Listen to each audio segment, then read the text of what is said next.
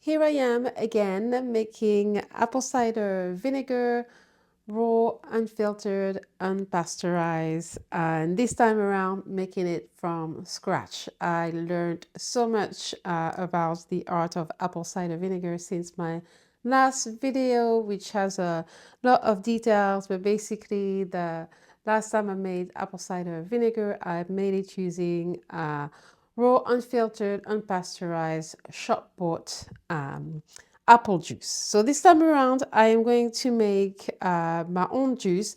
I don't have a juicer at the moment, not anymore. I used to, but I am going to use my blender to make this. So I'm going to puree the apples first and then add some water and add this to this newly bought jar.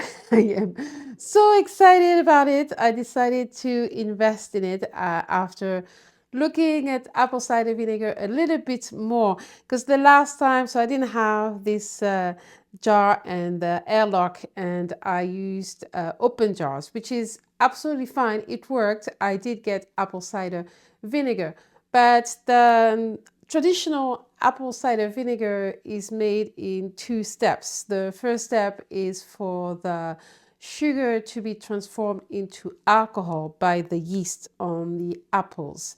So, and that has to be done in an anaerobic environment, which means without oxygen. So obviously, when I was using the jar, it still happened, right? It turned into alcohol. But what I've read, and since making apple cider vinegar from the last time, you do need this kind of jar in order for it to be apple cider vinegar. Otherwise, it's really apple vinegar, to be honest. It's a bit confusing because there are a lot of information out there. But apple cider vinegar, you turn the apple juice that you have into alcohol. And then in the second step, then of fermentation, then this is done in an aerobic environment, meaning with oxygen. So that's when you want the open jar with the cheesecloth on top. So having said that, I am again super excited, like a child with this. So I have organic apples. You're really important. Again, I can't stress enough. If you're doing something at home, you might as well use really good ingredients since you have control over the whole process, which is extremely empowering. So those organic apples, you don't want to wash them, like scrub them hard, because obviously we want to use the yeast on the skin, right? So which is wild fermentation. So don't scrub them, just give them a good wash. That's why when it's organic, even better, because then you don't have to get rid of pesticides or anything like that. So the first step is for me to cut this up so that I can make my apple puree, and then I will transfer all this into this jar.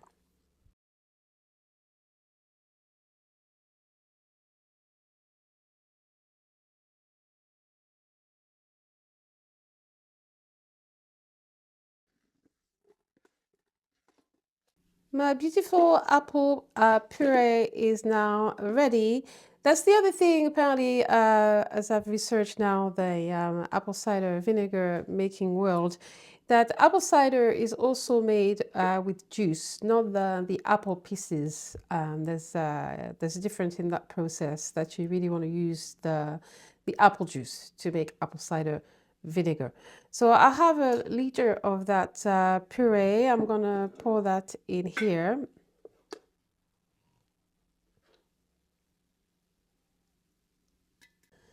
Okay, so I didn't pour everything in there. I left a little bit because I'm actually gonna pour some water in here and make a jitterbug drink using the rest of this apple.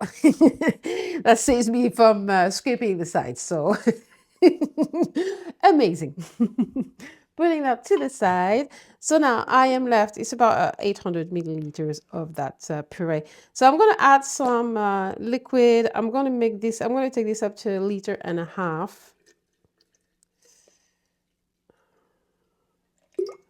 It's roughly there. It's so beautiful already. Let me get a spoon and just give that a bit of a stir. I'm looking to fill this bottle, which is 1 liter, So that's why I have a liter and a half. But I'm not too bothered by the amount because I use apple cider vinegar not just for cooking, but also, as I mentioned before, it's an ingredient in my facial toner, and I also use it as tonics and that kind of stuff. So it really doesn't matter if I have more than for the bottle. I always find a way to use it. So that's it for now. At this point, some people add some champagne or wine or beer yeast to speed up the process. I've really fallen in love with the whole fermentation thing, so I just really want to try as many ways of making apple cider vinegar. So for this one, I'm not going to add anything, just leave the yeast from the apples to do their thing. And later on, like I say, I will explore more different ways of doing this, but I just really wanted to do the traditional way. So I'm going to close this, then put my airlock in there. Also, I forgot to mention this is filtered water again. I think it's clear that I really want to make sure that the ingredients, everything that I'm using from the beginning to the end is good quality, right? So I'm going to fill this up a little bit. And basically the idea with this is that as the fermentation happens, as the yeast turns the sugar into alcohol, it will start bubbling, and this is also going to bubble, and you get a sense basically of where the fermentation is at. And when there's normal bubbles and the bubbling stops from the airlock, then it should be ready, which is probably going to take about a week or something like that. So I'll come back and show you the different stages as I go along. So excited once again. I can't stop saying that. I'm just like a little girl when it comes to this. Oh, and put this on the top. And that's it. Today is day 6, and you can see that the fermentation process is definitely on the way. You can see all the beautiful bubbles, and I had also seen bubbles in the airlock. So things are definitely happening. I did give it a little shake here and there because of the puree rising up to the top. So I just wanted to make sure that everything is mixed. In retrospect, I might not put the puree the next time, but I want to try all of the options, so I don't mind, like I say, again, making mistakes, it's all good. The other thing I didn't mention in the first part of the video is that we use champagne or wine yeast in the apple juice or puree to speed up the process of getting the sugar turned into alcohol, because relying only on the wild yeast of the apple, it only gets the alcohol to a certain level and then it will stop. So that's also why we use the wine or the champagne yeast. But again, I don't mind. I want to experiment and also try it for myself and have a taste to get an idea, to expand my palate, I guess, and again, just learning. So I'm still going to leave this to ferment a little bit more and see what happens, and then I'll come back and show you once again. Day 9. You can see there are still a lot of bubbles there. I'm going to give it a little bit of a shake. I have been giving it a bit of a shake every other day or so, if not every day. So I'll do that now so you can see.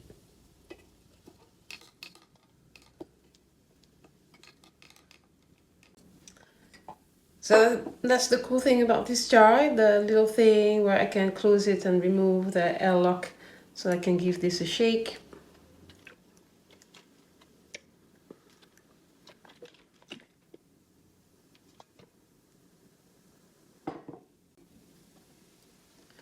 And I'm just going to put this back in real quick.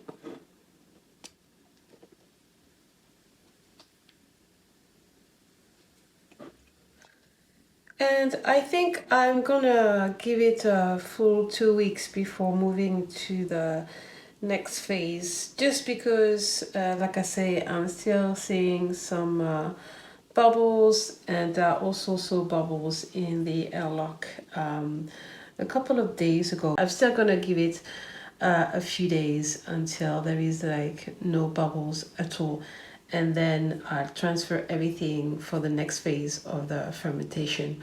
But looking good so far, so we'll see. Day 14.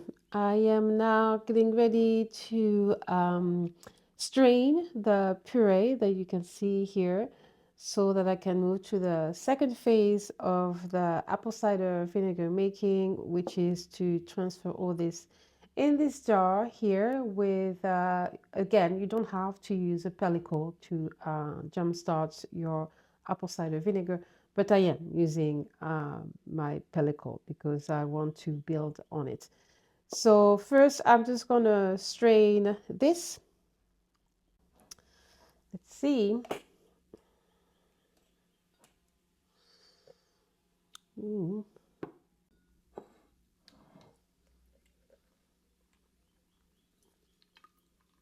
So I've now removed all the plant material, so to speak, the puree, and there is a beautiful scent of cider. It's quite amazing.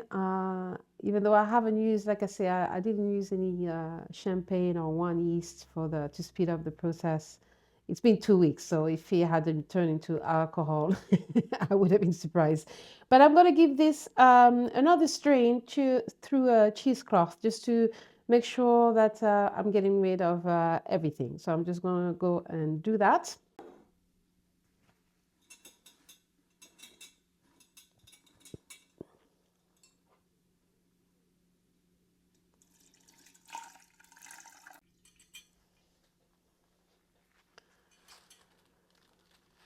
So I give this another little bit of like I say, strange through the cheesecloth, and you can see there was still a little bit of plant material. So I'm glad that I did that. So I'm going to transfer this back into my jar and put my vinegar pellicle in there.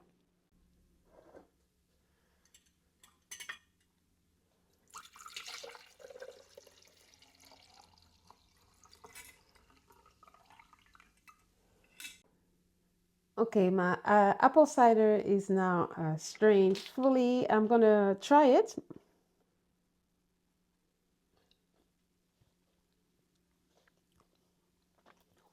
Oh, wow.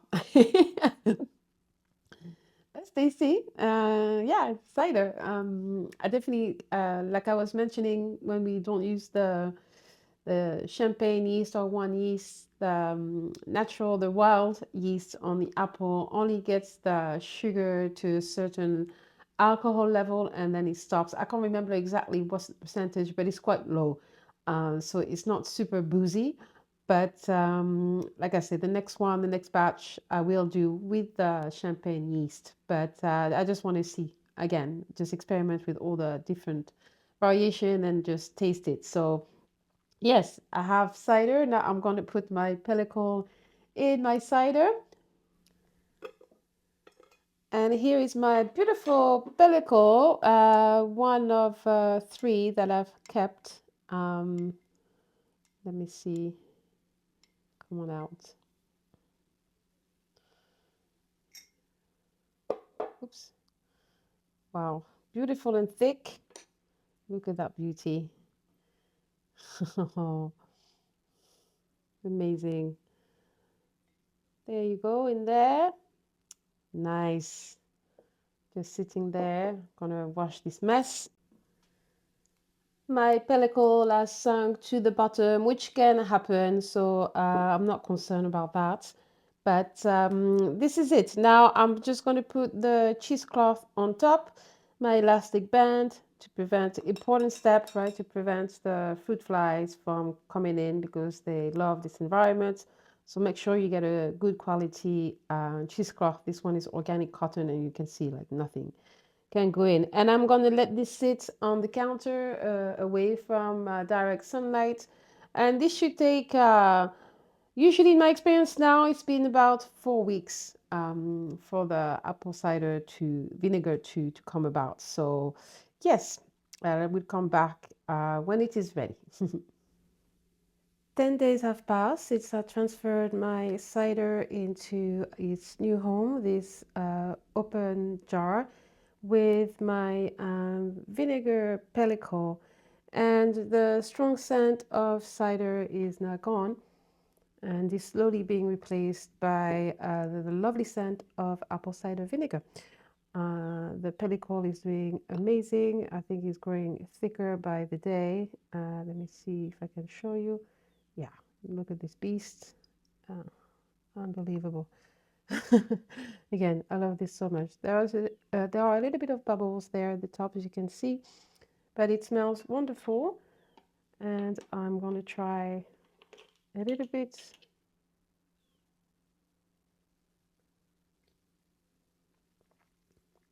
Oh, wow. Amazing. It's not quite ready. I'm still going to leave it a little bit.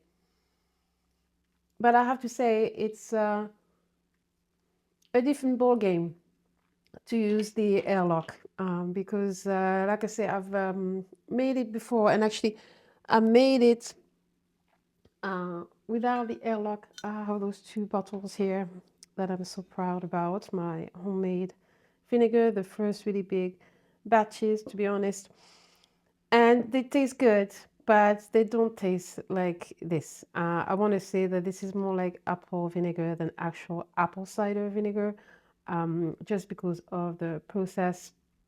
This might be a controversial statement, I don't know. But I can definitely taste the difference. This is really, and it's not even like finished, but the flavor, the aroma as well, everything is just completely different. So I look forward to decant this when it is ready, which I don't think is going to take very long. Now I can't remember exactly how many days I am in total. 10 days from the second fermentation, and I think I left it 2 weeks. So we're almost at a month mark. I'm going to give it a few days and see how it goes, but super happy about that. Really, really happy. Here we are, almost a month later since I started this apple cider vinegar, raw, unfiltered, and unpasteurized, and it is ready. It was ready probably a few days ago, but I didn't have the time to get around to film the video, so here we are now. So when did I start this? On the 18th of February, and today is the 16th of March. So yes, almost a month. And the 1st of March was when I transferred the cider into these jars. So you can see there's a pellicle that is starting to form already. Here, I got my little, which is, I say a little, but actually it's quite big. It's quite big. I'm going to remove it. And then at the bottom, you can see the original pellicle that I use, and quite a lot of sediment. Even though I strained it, I thought quite efficiently, but I guess it forms also in the process. And I think the next time, what I will do is actually strain the puree before the entire process, rather than leaving the puree in there, like of the apples. But yeah, I have my recycled vinegar glass jar to pour it in. So I'm going to remove first the pellicle that was formed, which is very thin. And then let's see if I can fish out. I also have my little vinegar house over here, vinegar pellicle. I have two of them in there. So let's see if I can fish out this one without disturbing too much, but I doubt it. Oh, although, yeah, it's coming up. Let's see. This one is a beast. Wow. It's massive. Massive. Wow. Beautiful. Beautiful. So I'm going to put this baby in here. And that's that. And of course, I'm also going to give it a taste, even though I've had already, but and it smells delicious. I said in the last update, this is really the way to go. I'm so happy that I got the Airlock jar. Like, it's a different ball game. I'm happy with the other vinegar, but really, I don't think what I did before was apple cider vinegar. I think it was just apple vinegar, which is great. But honestly, I think this is yeah, totally different in the taste. Wow. It's so yummy. It's a lot smoother than the other vinegars. I'm just going to say it. It tastes a lot better. So let's see if I can pour this. Oh yeah, there's a lot of sediment, which I don't mind, but well, let's just pour it in and start with that. See what happens.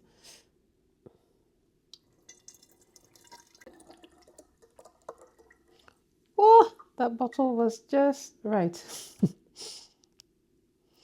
And it smells again so good, so good. So um, is a lot of sediment. I'm debating if I'm going to filter it once again. What I'm going to do is I'm going to let it sit for a while and then come back to it and see how it looks. And if there is really like a lot of sediment, then I will strain it again. But for now, yeah, really happy with that. This is what you get when you get unfiltered, also, raw apple cider vinegar. Just so that my nails are quite dirty. I did wash my hands. Anyway, yes, I'm gonna come back maybe tomorrow. Yeah, let it sit for the night. This is the next day, and obviously the amount of sediment is the same as yesterday. Nothing has changed, but the reason why I decided to wait 24 hours is because yesterday I was trying to decant the vinegar, leaving the sediment behind, but it didn't work out because of the jar. So I am giving it another go now, trying to pour it very carefully and leaving just the sediment. It has a beautiful color. I'm very happy with the vinegar.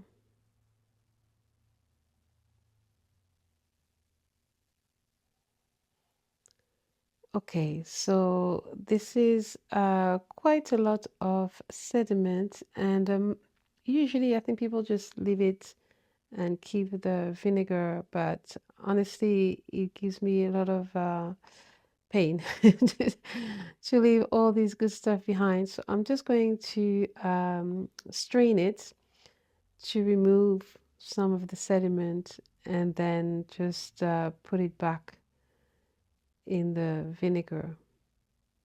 So it's quite a lot there of sediment, plant material, maybe also a combination of both.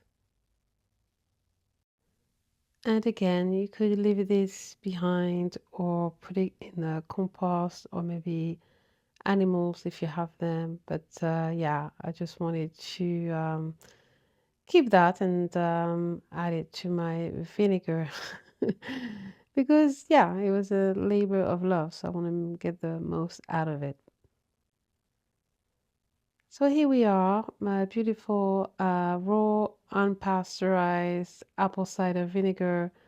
We're really happy about it, and again, like I say, the airlock method is definitely needed, I believe, to get apple cider vinegar. Yes, really happy with the results.